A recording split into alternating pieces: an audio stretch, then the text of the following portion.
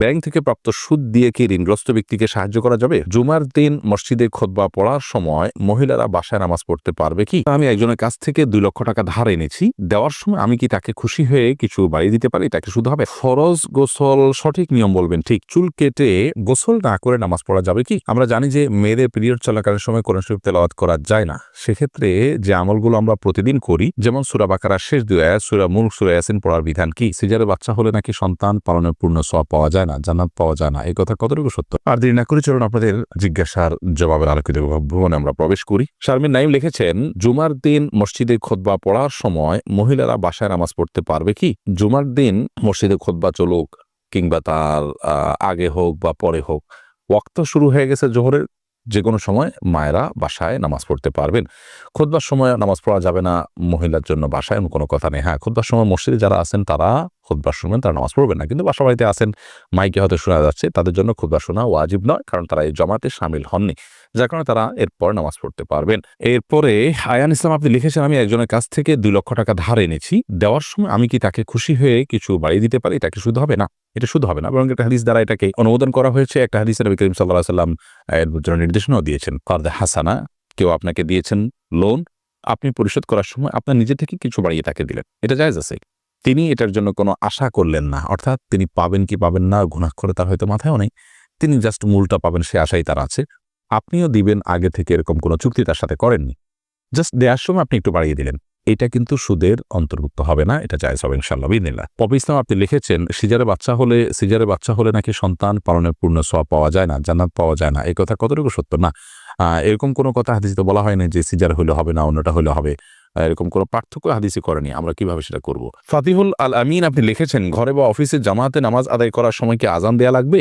যদি আপনি পৃথক কোনো জায়গায় জামাতের অ্যারেঞ্জ করেন এবং সেখানে আপনি জামাত নিয়মিত জামাত করেন, আপনার সেটা মূল কোথাও জামাত হয়েছে তার থেকে অনেক দূরে, তাহলে সেক্ষেত্রে আপনি আজান দিবেন।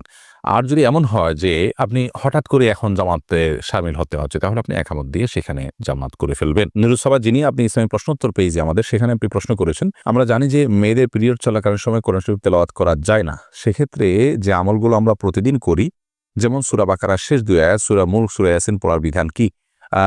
যদি দোয়ামূলক হয় তাহলে সেক্ষেত্রে সেগুলো আপনি করতে পারেন। আল্লাহর কাছে প্রার্থনামূলক কোনো আয়াত আছে সকাল সন্ধ্যায়, এগুলোর মাধ্যমে আল্লাহ কাছে প্রার্থনা করা হয় বা জাস্ট আমল হিসাবে করেছেন, সেটা ঠিক আছে। তিলাওয়াত আলাদা করে শুধু কোরআন তিলাওয়াত পাঠ যেটাকে বলা হয়, সেটা পিরিয়ড চলাকালীন সময় করা যাবে না, এটাই জমহুর উলামাদের মত। যদিও বিন বাজ রাহিমাহুল্লাহ সহ সমকালীন যুগের অনেক উলামা ইকরাম, সৌদি আরবের উলামা ইকরামদের অনেকে জায়েজ বলেছেন, কিন্তু জমহুর বা সংখ্যাগরিষ্ঠদের মত হলো যে পিরিয়ড চলাকালীন সময় কোরআন কারীমের তেলাওয়াত জায়েজ নয়। তাহলে দোয়ামূলক যেগুলো আছে বা বিভিন্ন সময় বিভিন্ন আয়াত পাঠের যে নির্দেশনা আছে ওয়াজিফা হিসাবে, আমল হিসাবে, সেটা আপনি করতে পারেন, কিন্তু তেলাওয়াত আপনি করবেন না। আর সাদুজ্জামান আপনি লিখেছেন, চুল কেটে গোসল না করে নামাজ পড়া যাবে কি? চুল কাটার পর যদি আপনি গোসল না করেন তারপর নামাজ পড়তে পারেন, কারণ চুল কাটার পরে গোসল ফরজ হয় না। তবে হ্যাঁ, চুল কাটার পর চুল পড়তে পারে, বিশেষ করে মসজিদে যখন যাবেন মসজিদ নোংরা হতে পারে, সেজন্য আপনি যদি ভালো করে পরিষ্কার করেন মাথাকে, যে কোনো চুল পড়বে না, ঝরবে না, 1-2টা পড়তে পারে কিন্তু নর্মালি কোনো চুল পড়বে না, এরকম যদি আপনি সেটাকে ভালো করে ঝেড়ে নিতে পারেন, তাহলে আপনি গোসল করা ছাড়াও নামাজ পড়তে পারেন। বিশেষ করে অনেক সময় দেখা যায় চুল কাটার পরে এখন আমি গোসল করতে গেলে জামাত ছুটে যাবে, তাহলে আপনি জামাতকে অগ্রাধিকার দিয়ে গোসলকে বিলম্ব করবেন। চুল কাটলেই গোসল করতে হবে এমনটি বাধ্যতামূলক নয়, তবে আল্লাহর ঘর যাতে নোংরা না হয় সে দায়িত্ব আপনাকে নিতে হবে, অন্যথায় গোসল করে পুরো ফ্রেশ হয়ে তারপরে যাবেন। এমডি আলামিন হোসেন লিখেছেন, ফরজ গোসল সঠিক নিয়ম বলবেন ঠিক। ফরজ গোসলের সঠিক নিয়ম হলো শরীর বা কাপড়ের কোথাও নাপাক থাকলে সেই জায়গাটা আগে ধুয়ে ফেলতে হবে, এরপরে আপনি কুলি হাত ধোবেন কবজি পর্যন্ত 3 বার, এরপরে কুলি করবেন গড়গড়া করে, এরপরে নাকে পানি দিবেন ভালো করে, তারপরে মুখ ধোবেন, হাত ধোবেন, এরপরে পুরো শরীরে পানি ঢেলে গোসল করবেন, আসার সময় 2 পাও ধুয়ে বের হয়ে চলে আসবেন। এটাই ফরজ গোসলের সুন্নাহসম্মত পদ্ধতি। এরপরে অনামিকা আজাদ লিখেছেন, আমার মেয়ের দেনমোহরের টাকা আমার বাবা শোধ না করে মারা গেছেন, ইতিমধ্যে আমার মাও মারা গেছেন, এখন আমাদের কিছু করণীয় আছে কি? আপনার মায়ের দেনমোহরের টাকা আপনার বাবা পরিশোধ করা ছাড়া মারা গেছে, আপনার বাবার তরফ থেকে আপনার মায়ের সব পৌঁছানোর জন্য, মানে আপনার বাবা আপনার মার পক্ষে দান করলে যেরকম হতো, আপনার বাবার পক্ষ থেকে দান করবেন আপনার মায়ের জন্য, এটা আপনারা করতে পারেন। এবং ইস্তেগফার করবেন আল্লাহর কাছে তার জন্য। প্রিন্স ক্যান্ডেলা, আপনি আপনার আরেকটা প্রশ্ন দেখতে পাচ্ছেন, নিজের ফেসবুক প্রোফাইল যদি নিজের নাম প্রকাশ না করে অন্য কারোর নামে খোলা হয় তাহলে গুনাহ হবে কিনা? এটা ছদ্মনাম হতে পারে, ভালো কোনো ছদ্মনাম, কিন্তু আপনি প্রতারণামূলক যাতে অন্য কেউ ধরতে না পারে বা ভিন্ন, যেমন পুরুষরা মেয়েদের, মেয়েরা পুরুষদের নামে অনেক সময় আইডি খোলে বিভিন্ন অসৎ উদ্দেশ্যে, সেটা যদি হয় তাহলে গুনাহ হবে। এমনি মনিরুজ্জামান আপনি লিখেছেন, ব্যাংক থেকে প্রাপ্ত সুদ দিয়ে কি ঋণগ্রস্ত ব্যক্তিকে সাহায্য করা যাবে? ব্যাংক থেকে প্রাপ্ত সুদ নিজে না নিয়ে অপরকে সাহায্য করব এমন উদ্দেশ্যে কি সুদী ব্যাংকে টাকা রাখা যাবে? খুবই সুন্দর একটি প্রশ্ন। আমাদের অনেক ভাইয়েরা সুদী ব্যাংকে টাকা রেখে থাকেন এই উদ্দেশ্যে যে সেখানে টাকা রেখে যে লভ্যাংশটা আসে আমি ভোগ করবো না, গরিব দুঃখীকে দান করব। তাহলে দারিদ্র্য বিমোচন হলো, গরিব উপকার হলো, আমি তার হারাম খেলাম না। এটি সম্পূর্ণ ভুল একটি পন্থা। কারণ আল্লাহ রাব্বুল আলামিন রিবাকে হারাম করেছেন। আল্লাহ বলেছেন আহাল্লাল্লাহুল বায়' ওয়া হাররামার রিবা, আর আল্লাহ তাআলা রিবা বা সুদকে হারাম করেছেন।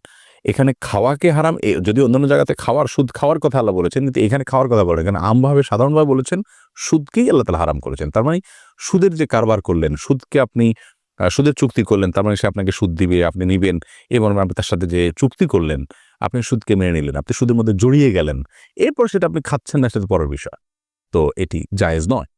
যদি ব্যাপারটা এরকম হতো যে আপনি আগে জড়িয়ে গেছেন, এখন বের হয়ে আসার জন্য আপনাকে সময় নিতে হচ্ছে, আগে থেকে চুক্তি ছিল, সেই অনুযায়ী আপনার কাছে ইন্টারেস্ট চলে আসছে, সুদ চলে আসছে, এখন সেটা কি করবেন? তো সেটা আপনি গরিব দুঃখীকে দান করে দিবেন। কিন্তু ইচ্ছাকৃতভাবে ঠান্ডা মাথায় আপনি চুক্তি করে সুদ নিবেন, নিয়ে তারপর গরিব দুঃখীকে দান করবেন, এমনটি করার সুযোগ নেই, জায়েজ নেই। এরকম যদি হয় তাহলে আর সুদ বলতে কিছু থাকবে না। কারণ মানুষ তখন সেটা নিয়ে নিজের গরিব আত্মীয় স্বজনদেরকে তো 12 মাস দিতে হয়, সেগুলো দিবে। সবচেয়ে বড় কথা হলো যে সুদের কারবার করা জায়েজ নয়। আপনি সুদ খেলেন না, কিন্তু সুদের কারবার কিন্তু আপনি করে ফেললেন। তানিয়া সুলতান লিখেছেন, আমাদের সমাজে প্রচলিত আছে শুক্রবার জুমার সালাতের আগে কোরআন তেলাওয়াত করতে পারে না। এরপরে আপনার মতামত কি? সম্পূর্ণ ভিত্তিহীন কথা। জুমার সালাতের আগে তো আরো বেশি করে তেলাওয়াত করতে হবে, বিশেষ করে সূরা কাহফ তেলাওয়াত করতে হবে।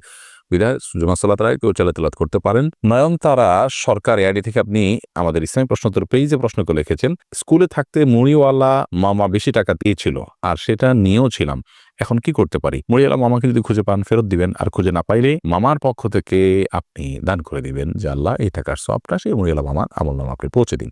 অজু ভঙ্গ না হলে এক অজুতে পরপর 2 ওয়াক্ত নামাজ পড়া উত্তম নাকি বারবার অজু করে নামাজ পড়া উত্তম? বিশেষত শীতকালে প্রশ্নের প্রাসঙ্গিকতা বেশি। খুবই সুন্দর প্রশ্ন। অজু প্রত্যেক ফরজ সালাতের জন্য আলাদা আলাদা করে করাটা অধিকতর উত্তম এবং সুন্নাহ। কারণ নবী করিম সাল্লাল্লাহু আলাইহি সাল্লাম সাধারণত প্রত্যেক ওয়াক্তের জন্য আলাদা আলাদা করে উযু করতেন, এবং ওই ওয়াক্ত সালাতের জন্য আপনার আন্তরিকতা, আপনার বিশেষ মনোযোগ, আপনার বিশেষ প্রস্তুতি আছে, এই বিষয়টিকে প্রমাণ করবে আপনার পৃথকভাবে এর জন্য অজু করে প্রস্তুতি গ্রহণ করার মাধ্যমে।